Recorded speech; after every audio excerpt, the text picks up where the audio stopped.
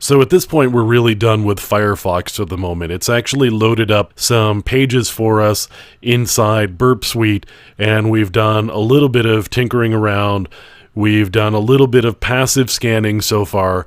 What we're going to get into now is active scanning. Now again, this isn't particularly complex. It's actually very simple. We're just going to right-click on the target that we want, and if we wanted, we could actually do multiple. So let's go back to just the single one though, because the process is really the same.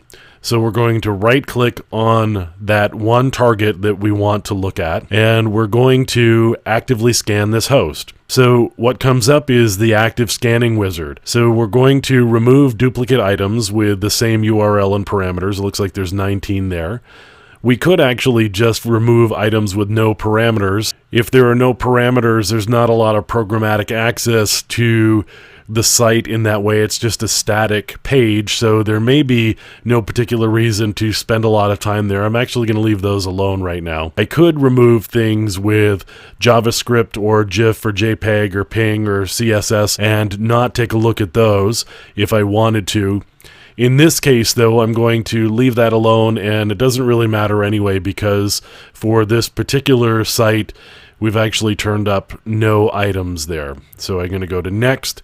It's going to show me the list of items that we have selected for scanning, and you can see here we've got the number of parameters in a column.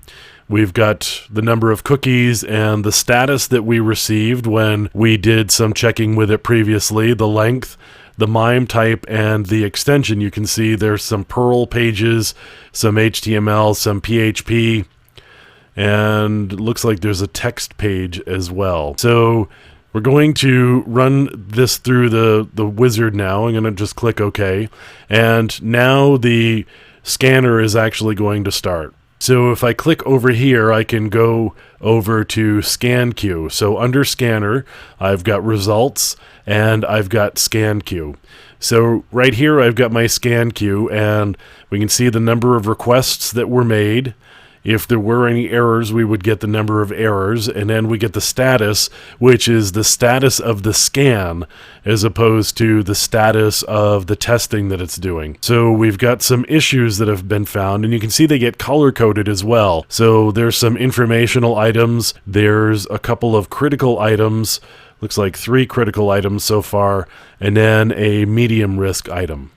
So the scan is going to chug through, and it's going to make all of the requests that it needs to make in order to complete the scan, and then we'll be able to look at the results and see what we've actually found and what we may be able to do some further testing with.